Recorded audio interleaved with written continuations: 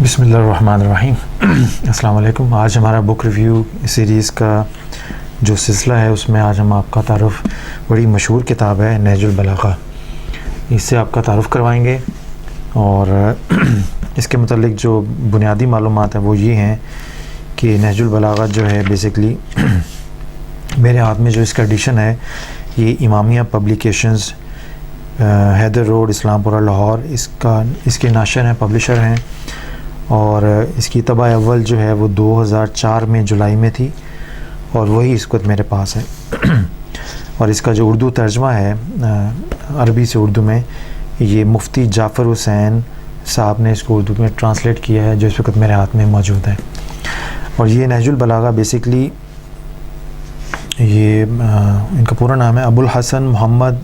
ابن الحسین الموسوی، جن کو الشریف الرازی یا شریف رازی کے نام سے بھی جانا جاتا ہے۔ انہوں نے اس کتاب کو لکھا ہے، اور یہ ان کی تاریخ پیدائش 930 عیسوی میں تھی، اور 977 عیسوی میں ان کی وفات ہوئی، تو یہ 47 ایئرز کی ایج میں یہ وفات پا گئے۔ یہ بغداد میں پیدا ہوئے تھے، اور اس وقت کربلا میں حضرت امام حسین رضی اللہ تعالیٰ عنہ کے مزار اقدس کے قریب یہ دفن ہے۔ اور یہ بیسکلی نہج البلاغہ جو ہے یہ حضرت علی رضی اللہ تعالیٰ عنہ کے جو اقوالات تھے یا ارشادات تھے جو سینہ بسینہ منتقل ہوئے اس دور میں، تو ان کو انہوں نے قلم بند کیا ہے، اور اس میں 271 خطبات و احکامات ہیں، 79 خطوط ہیں، مکتوبات و رسائل ہیں، اور 489 یہ ہیں حکم و نصائح، یعنی کوٹیشنز ہیں مختصر لفظوں کی۔ اور نہج البلاغہ اب 2013 ہے، تو یہ تقریباً 1000 سال پہلے لکھی گئی کتاب ہے، اور اس کا شیعہ مسلک میں، شیعہ اہل تشیع بھائیوں کے نزدیک اس کا مقام بہت بلند ہے۔ قرآن پاک کے بعد اور احادیث نبوی کے بعد سب سے زیادہ وہ اسی کو ریکارڈ کرتے ہیں۔ اور جو ابو الحسن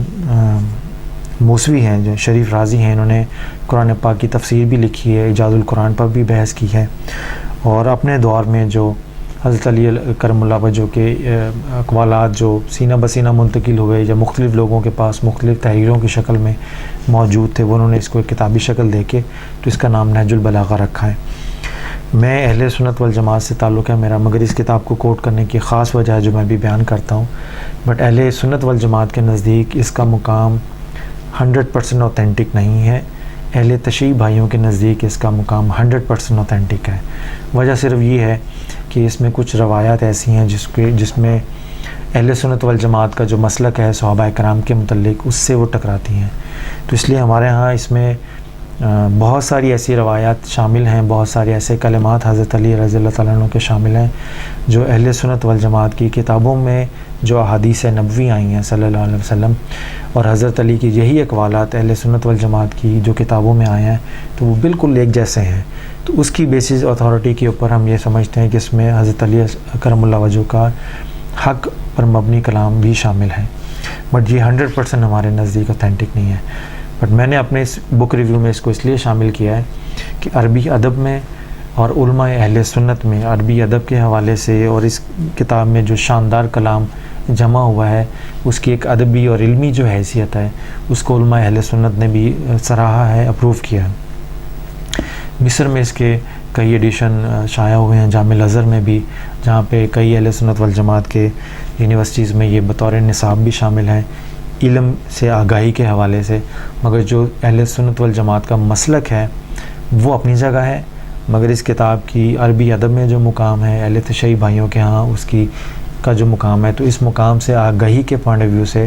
اہل سنت والجماعت کے علماء کرام نے بھی اس کتاب کو پڑھا ہے، سمجھا ہے، اور اپنے اہل سنت والجماعت کے مسلک کے مطابق اس کی تعریف بھی کی ہے۔ میں اس کتاب کا ریویو اس لیے پیش کر رہا ہوں کہ ایک ڈیفرنٹ اینگل سے، جو تھیولوجیکل نہیں ہے، مسلکی نہیں ہے، مذہبی نہیں ہے، بلکہ مینجمنٹ سائنسز کے اندر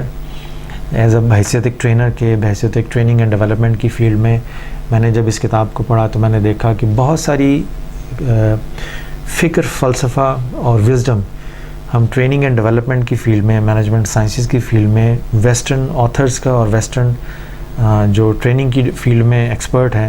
ان کا ہم بہت زیادہ کوٹ کرتے ہیں، تو تو میں نے دیکھا کہ نہج البلاغہ میں ٹریننگ اینڈ ڈیولپمنٹ کے پوائنٹ آف ویو سے، مینجمنٹ سائنسز کے پوائنٹ آف ویو سے اتنا شاندار ذخیرہ جمع ہے کہ اگر ہم اس کو انگلش میں کنورٹ کریں، چونکہ نہج البلاغہ کی جو زبان ہے، جو انداز بیان ہے، وہ مذہبی ہے، مگر اگر ایگزیکٹلی اسی بات کو ہم مینجمنٹ سائنسز میں کی لینگویج میں بیان کریں تو یہ اتنا شاندار ذخیرہ ہے مینجمنٹ سائنسز کا، جس کی مثال بہت کم ملے گی آپ کو اسلامی لٹریچر میں۔ تو میں اپنے ٹریننگ اینڈ ڈیولپمنٹ کی فیلڈ میں، اپنے ٹریننگ اینڈ ڈیولپمنٹ کی جب ٹریننگز ہوتی ہیں تو اسلامی ذخیرے میں جو اور بہت زیادہ کتابیں شامل ہیں، اس کے ساتھ ساتھ نہج البلاغہ کو بھی کوٹ کرتا ہوں، نہج البلاغہ سے کو میں تعارف بھی کرواتا ہوں۔ اب مثال کے طور پہ، اب سیمپل کے طور پہ اس کتاب کو اگر مینجمنٹ سائنسز میں as a training and development کی فیلڈ میں، ہیومن پرسنالٹی کی ڈیولپمنٹ میں ایک جنرل وزڈم کے طور کے اوپر اگر ہم انٹروڈیوس کریں، اس کو پڑھیں تو اس میں بہت شاندار چیزیں شامل ہیں۔ اس کو آپ ضرور پڑھیے گا۔ میں بطور حوالہ، بطور ریفرنس صرف تھوڑا سا اس کا مزاج سے، کتاب کے مزاج سے آپ کی واقفیت کرانے کے لیے چند ایک چیزیں کوٹ کروں گا۔ اب مینجمنٹ سائنسز میں علم دین کی کیا اہمیت ہے، اس کے حوالے سے صفحہ نمبر 724 پر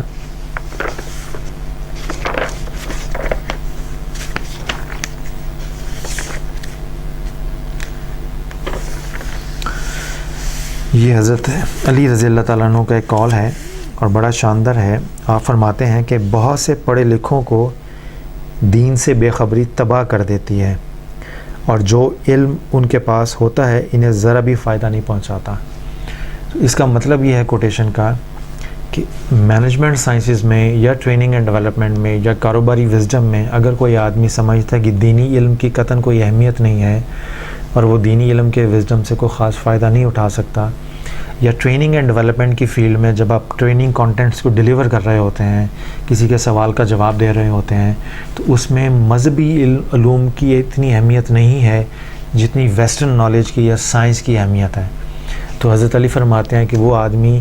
مذہبی علوم کو جب وہ اگنور کرے گا تو اس کے فائدے سے بھی محروم رہے گا، اور اس کو اگنور کرنے سے جو فائدہ اس کو پریکٹیکلی اپنی عملی زندگی میں مل سکتا ہے وہ نہیں ملے گا، تو کئی مقامات پر زندگی میں اس سے محروم بھی رہے گا۔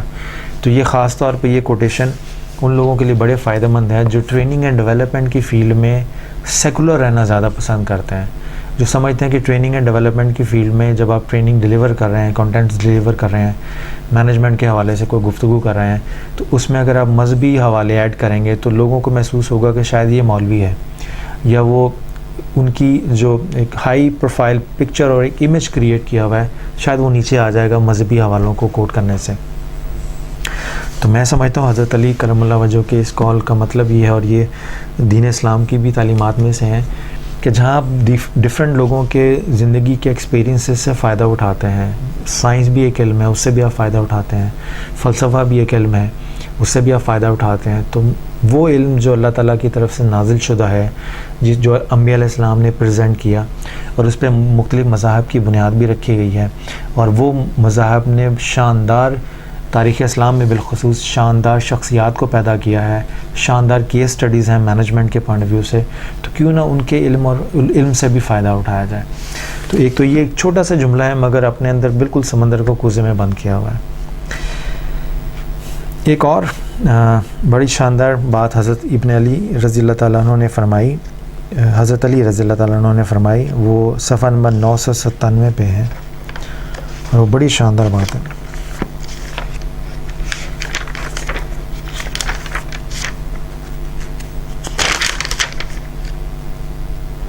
سوری، وہ 797 پہ ہے، 797۔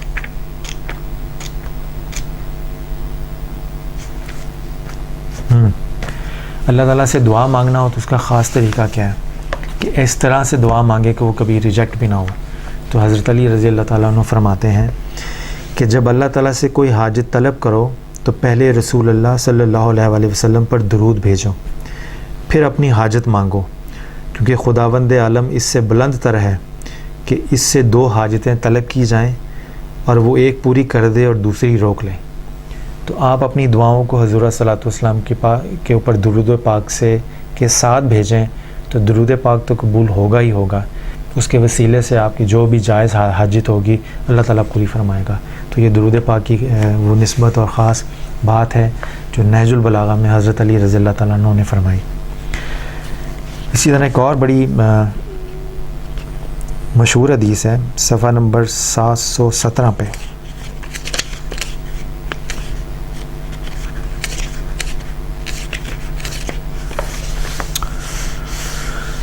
اور وہ یہ ہے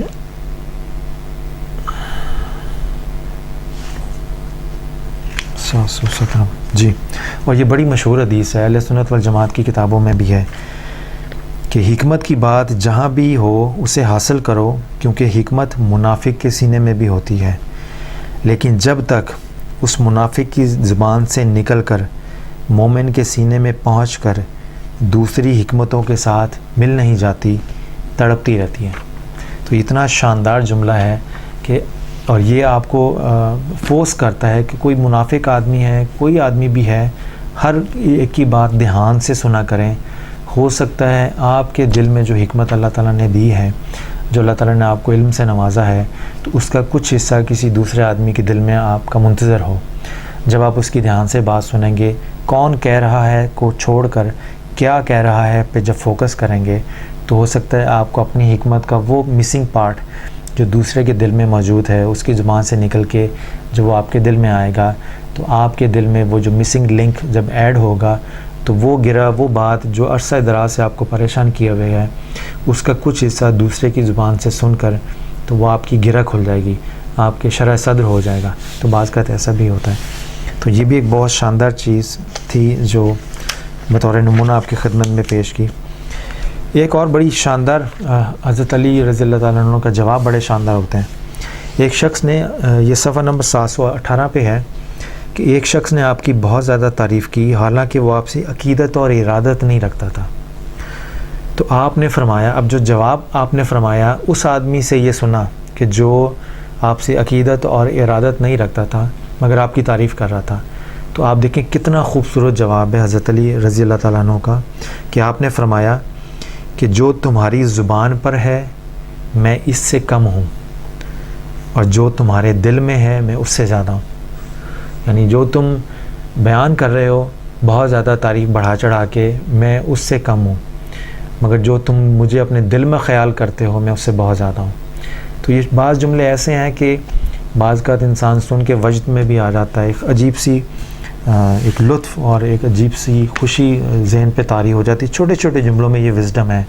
اور یہ اگر آپ اپنی ٹریننگ اینڈ ڈیولپمنٹ میں استعمال کریں تو ان چھوٹے چھوٹے جملوں سے ہمیں اپنی زندگی کو سنوارنے میں، ایک دوسرے کے ساتھ گفتگو کرنے میں بڑی آسانی میسر آ سکتی ہے۔ پھر ایک بڑا شاندار جملہ آپ نے بیان فرمایا 713 پر،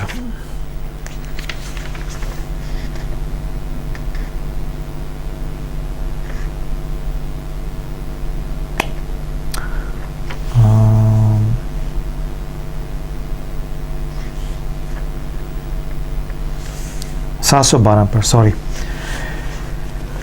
بڑے غور سے سنیے گا، بڑا شاندار جملہ ہے۔ حضرت علی رضی اللہ تعالیٰ عنہ فرماتے ہیں، دولت ہو تو پردیس میں بھی دیس ہے، اور مفلسی ہو تو دیس میں بھی پردیس ہے۔ کہ اگر آپ کے پاس معاشی آسانی ہو، معاشی تنگی نہ ہو، تو آپ جہاں بھی رہیں گے آپ کو وہ ساری سہولتیں چونکہ میسر ہیں، تو پردیس میں بھی احساس اجنبیت نہیں ہوگا۔ مگر اگر آپ مفلسی کا شکار ہیں، معاشی تنگ دستی کا شکار ہیں، تو اپنے گھر میں بھی بعض کا اتنی پریشانی اور اتنا سکون اور اطمینان نہیں ملتا اس مفلسی کی وجہ سے۔ تو دولت ہو تو پردیس میں بھی دیس ہے، اور مفلسی ہو تو دیس میں بھی پردیس ہے۔ تو بڑا شاندار جملہ ہے، چھوٹے چھوٹے سے جملے ہیں۔ اسی طرح اسلامی تعلیمات کا ایک بیسکلی ہے کہ آپ جب بھی کسی سے بات کریں یا جب بھی کسی سے معاملہ طے کریں تو حسن ظن رکھیں، یعنی مراد یہ ہے کہ آپ یہ دل میں اطمینان رکھیں کہ جس آدمی سے آپ کی گفتگو ہو رہی ہے اس کی نیت بھی ٹھیک ہے، اس کی طبیعت بھی ٹھیک ہے۔ تو پازیٹیو رہ کر بات سوچیں،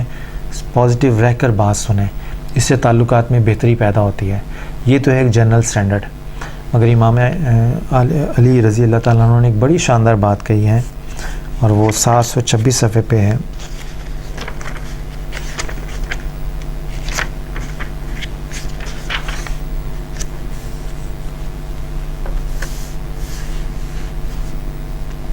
اب بڑے دھیان سے سنیں گا. وہ ایک جنرل آپ کو بتا دیا کانسیپٹ کیا اسلام کا. اب حضرت علی رضی اللہ تعالیٰ عنہ نے بڑی پریکٹیکل ایڈوائس دی ہے. وہ کہتے ہیں کہ جب دنیا اور اہل دنیا پر شر و فساد کا غلبہ ہو، اگر حالات معاشرے کے حالات ٹھیک ہیں اور نیکی کا غلبہ ہے، تو اس میں یہ سوچنا کہ جو بھی آدمی آپ سے بات کر رہا ہے اس کے متعلق یہ ایزیوم کر لینا کہ اس کی نیت بھی ٹھیک ہے، اس کی طبیعت بھی ٹھیک ہے، پازیٹیوٹی کو پرسیو کرنا اس کی باتوں سے، اور جو بھی وہ پازیٹیو بات کر رہا ہے اس کو ایسے ہی سمجھنا کہ اس آدمی کی نیت بھی ایسی ہے، تب تو ٹھیک ہے. مگر اگر معاشرے پر فتنہ اور فساد کا غلبہ ہے، معاشرے میں اخلاقی قدروں کی پامالی ہو رہی ہے، اس شکل میں حضرت علی رضی اللہ تعالیٰ عنہ فرماتے ہیں کہ ان حالات میں جب سوسائٹی اس حد تک گر چکی ہو، اس حالات میں ایک دوسرے سے حسن ظن رکھنا گویا اپنے آپ پر ظلم کرنا ہے. مراد یہ ہے کہ آپ زیوم ضرور کریں کہ ہو سکتا ہے یہ آدمی ٹھیک بات کر رہا ہے، مگر الرٹ رہیں اور انویسٹیگیٹ کریں جو بھی بات آپ تک پہنچتی ہے، کیونکہ فتنہ اور فساد کے حالات میں، فتنہ اور فساد میں مبتلا معاشروں میں جب کوئی اچھی بات بھی آپ سن رہے ہوں تو اس اچھی بات کو قبول کرنے کے ساتھ ساتھ جو آدمی وہ بات کہہ رہا ہے اس کے متعلق اچھی طرح تحقیق کر لیں. وہ اچھی بات آپ تک کیوں پہنچائی جا رہی ہے اس کی بھی اچھی طرح سے تحقیق کر لیں، تاکہ اچھی بات کی آڑ میں کوئی آپ پر ظلم اور زیادتی نہ کر بیٹھے. تو یہ پریکٹیکل اسپیکٹ ہے، یہ اپلیکیشن ہے اس بات کی جو اہل سنت والجماعت کی کتابوں میں بھی ہے کہ مسلمان کو بحیثیت ایک پازیٹیو تھنکر ہونا چاہیے اور پازیٹیولی پرسیو کرنا چاہیے. مگر اس کی پریکٹیکل اپلیکیشن یہ ہے کہ پازیٹیولی پرسیو کرنا چاہیے، بیوقوف نہیں بننا چاہیے. مسلمان پازیٹیو تھنکر ضرور ہوتا ہے، بیوقوف نہیں ہوتا. تو حضرت علی رضی اللہ تعالیٰ عنہ نے کہا کہ اپنی پازیٹیوٹی کو مینٹین ضرور رکھیں، مگر اپنی پازیٹیوٹی کے ہاتھوں خود سے بیوقوف مت بنیں. ہر بات کی اچھی طرح سے جانچ پڑتال کر لیں، بے شک وہ پازیٹیو بات ہی کیوں نہ ہو، تاکہ کوئی آدمی پازیٹیو بات کی آڑ میں آپ کو نقصان نہ پہنچائے، خاص کر ان حالات میں، ان معاملات میں جب معاشرے میں فتنہ اور فساد بھی ہو اور اخلاقی قدروں پہ عمل کرنے کا رواج بھی نہ ہو. تو یہ چند ایک ایسی چیزیں ہیں جو بڑی شاندار ہیں. میں نے سیمپل کے طور پہ چند ایک چیزیں آپ کو دیں. تو نہج البلاغہ ہے، اگر آپ اہل تشریح ہیں تو میرا ان سے یہ ہے کہ اس کو ایک نظر مینجمنٹ اور لیڈرشپ کے پوائنٹ آف ویو سے بھی پڑھیں. آپ کو وہی باتیں جو آپ روٹین میں مذہبی مائنڈ سیٹ کے ساتھ پڑھتے ہیں، آپ جب اس اینگل سے پڑھیں گے تو آپ کو بہت لطف آئے گا. اور سنی بھائیوں سے اور جتنے بھی ہیں اسکالرز، ان سے میں یہ سجیسٹ کروں گا کہ اپارٹ فرام ریلیجس ڈفرینسز آپ ان باتوں کی پریکٹیکل اپلیکیشن کو بھی دیکھیں. اتنی شاندار وزڈم اس میں جمع ہے، خاص طور پہ لیڈرشپ اور مینجمنٹ کے اینگل سے آپ دیکھیں. سوشل آئی کیو کی اپلیکیشن بیسکلی اگر آپ اس کو لب لباب میں اگر اس کا دوں تو حضرت علی رضی اللہ تعالیٰ عنہ کی ان جو اس کے اندر جو خوبیاں ہیں گفتگو کی، کلام کی، کہ سوشل اپلیکیشن جو لائف کی ہے، سوشل وزڈم، آپ کی سوشل آئی کیو لیول آپ کو امپروو کرنا ہو تو آپ کو پریکٹیکل اپلیکیشن اسلامی تعلیمات کی بہت زیادہ ملیں گی. اور چونکہ میں کسی دوسرے وقت میں مثنوی مولانا روم کی بھی بک ریویو کروں گا، تو مولانا مثنوی کو جن لوگوں نے پڑھا ہے تو مثنوی مولانا روم میں عقل اور روح کے مابین جو ایک ڈفرینس بیلنس کریٹ کر دیا ہے کہ مولانا رومی نے بڑی خوبصورت روحانی باتیں بعض اوقات اس آسان عقلی پیرائے میں بیان کی ہیں کہ جو آدمی شاید کوئی اور بیان نہ کر سکے. تو جہاں پہ مولانا روم کی رومی میں اسپرٹ اور انٹلیکٹ یعنی اسپریچویلٹی اور انٹلیکٹ کا خوبصورت بیلنس نظر آئے گا، وہی بیلنس آپ کو نہج البلاغہ میں حضرت علی رضی اللہ تعالیٰ عنہ کے کلام میں بھی نظر آئے گا. اگر یہ ان کی طرف واقعی جو ہم پڑھ رہے ہیں واقعی، تو ہم ازیوم کرتے ہیں کہ کلام کے کانٹینٹس، معنی اور مفہوم کو دیکھیں تو یہ ایگزیکٹلی آئی بلیو کہ یہ حضرت علی رضی اللہ تعالیٰ عنہ کا ہے، ایز لانگ ایز یہ ہمارے اہل سنت والجماعت کے بنیادی جو عقائد ہیں یا بنیادی ہمارا نقطہ نظر ہے چاروں صحابہ کرام کے متعلق، اس سے کہیں پہ وہ ٹکرائے نہ یا میل نہ کھائے. اور اس کو اب 1000 سال پہلے یہ لکھی گئی تھی، اور ہر دور میں شیعہ اہل تشیع مسلک میں تو یہ معتبر ترین کتابوں میں سے شمار ہوتی ہے، بٹ اس سے ہٹ کے بھی ویسٹ میں بھی اس کتاب پہ بڑا کام ہوا ہے. لوگوں نے اس کو پڑھا بھی ہے، اہل سنت والجماعت کے اسکالرز نے بھی اس کو پڑھا ہے. تو بڑی شاندار کتاب ہے. اس میں بے شمار آپ کو ایسا مواد مل جائے گا جو ایگزیکٹلی وہی ہے جو ہم اہل سنت والجماعت کی کتابوں میں پڑھتے ہیں. تو کامنالٹیز پہ فوکس کر کے جب آپ اس کتاب سے اکتساب فیض حاصل کرنے کی کوشش کریں گے تو یہ ڈیفینیٹلی آپ کو فیض منتقل کرے گی. اور بڑی شاندار کتاب ہے، اس کو ضرور پڑھیے گا اور اپنے علم میں اضافہ کیجیے گا. بہت بہت شکریہ. Thank you. اللہ حافظ.